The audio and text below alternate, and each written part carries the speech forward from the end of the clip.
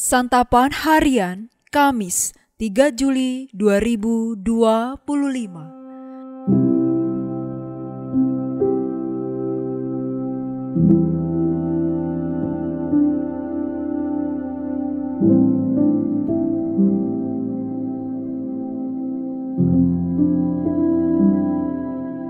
Inilah program Santapan Harian, sebuah program yang mengajak Anda menelusuri isi Alkitab, agar Anda menemukan makna firman Tuhan sesuai dengan konteksnya. Santapan Harian tertuju bagi Anda yang ingin memiliki kehidupan rohani yang segar, kuat, dan sigap. Hari ini kita akan membaca Kisah Para Rasul pasalnya yang ke-21, ayat pertama hingga ayatnya yang ke-14. Namun sebelumnya, mari kita berdoa. Di dalam pertelutan kami saat ini, kami siap untuk menerima kebenaran sabda-Mu ya Allah.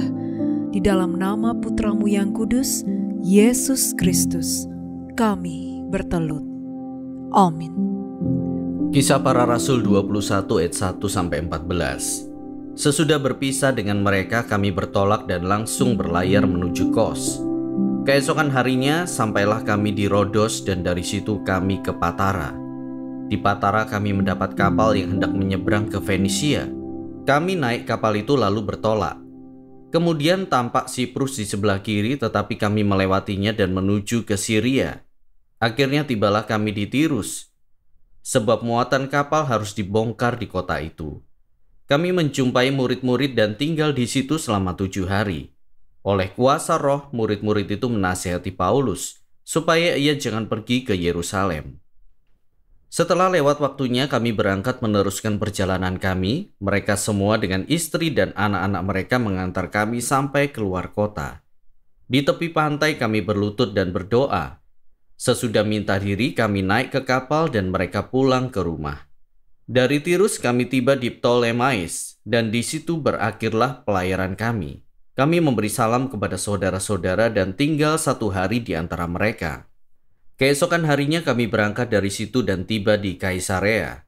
Kami masuk ke rumah Filipus pemberita Injil itu, salah satu dari ke-7 pelayan, dan kami tinggal di rumahnya. Filipus mempunyai 4 anak gadis yang memiliki karunia bernubuat. Setelah beberapa hari kami tinggal di situ, datanglah dari Yudea seorang nabi bernama Agabus. Ia datang pada kami lalu mengambil ikat pinggang Paulus.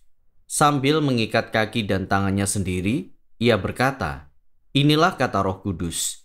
Beginilah pemilik ikat pinggang ini akan diikat oleh orang-orang Yahudi di Yerusalem dan diserahkan ke dalam tangan bangsa-bangsa lain." Mendengar itu, kami bersama orang-orang di tempat itu meminta supaya Paulus jangan pergi ke Yerusalem. Namun Paulus menjawab, "Mengapa kamu menangis sehingga membuat hatiku hancur? Sebab aku ini rela bukan saja untuk diikat, tetapi juga untuk mati di Yerusalem demi nama Tuhan Yesus." Karena ia tidak mau menerima nasihat kami menyerah dan berkata, "Jadilah kehendak Tuhan."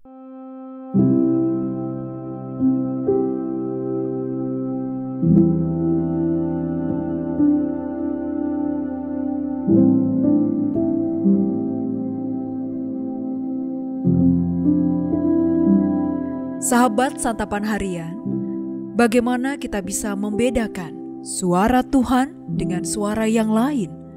Lalu, bagaimana seandainya suara Roh Kudus berbeda pada suatu waktu dan waktu lainnya? Mana yang harus kita pilih? Rasul Paulus telah membulatkan hatinya untuk pergi ke Yerusalem. Dalam perjalanan, tepatnya ketika ia dan rekan-rekannya singgah di Tirus dan Kaisarea, 2 kali ia diberi nasihat yang terkesan aneh. Nasihat pertama datang dari murid-murid Paulus. Oleh kuasa Roh, mereka menasihati Paulus untuk tidak pergi ke Yerusalem. Nasihat kedua datang dari orang-orang di rumah Filipus. Atas perkataan Roh Kudus melalui Agabus bahwa Paulus akan diikat dan diserahkan. Mereka meminta agar Paulus tidak pergi ke Yerusalem. Kedua nasihat itu sama-sama berasal dari Roh Kudus. Lalu, ketika Paulus tidak menuruti nasihat tersebut, apakah itu artinya ia tidak menaati Roh Kudus? Tentu saja tidak. Pasalnya, nasihat tersebut bukanlah perintah, melainkan pemberitahuan bahwa Rasul Paulus akan mengalami penderitaan yang besar dan juga suatu bentuk perhatian dari murid-murid dan rekan-rekan yang mengasihi dia. Rasul Paulus dihadapkan dengan dua pilihan yang tidak salah. Pasalnya, kedua pilihan itu berasal dari Roh Kudus. Pilihan yang satu adalah menghindari resiko. Sedangkan pilihan yang satunya lagi adalah mengambil resiko tersebut.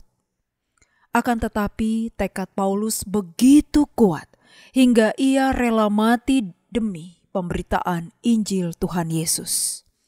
Karena tekad inilah Paulus mengambil pilihan kedua dan tetap pergi ke Yerusalem.